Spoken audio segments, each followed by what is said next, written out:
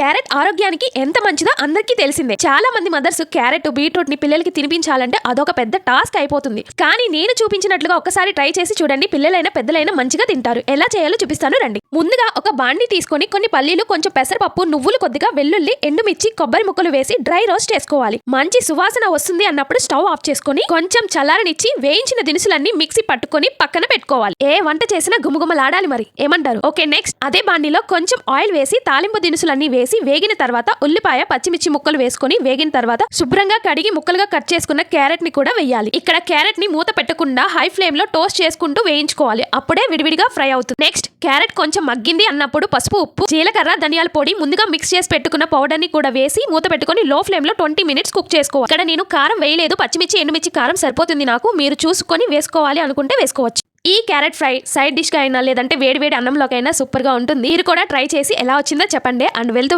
Please like and subscribe to my channel. And అలాగే friends and family members తో share చేసుకోండి. Next వీడియోతో మీ ముందుంటా. Bye.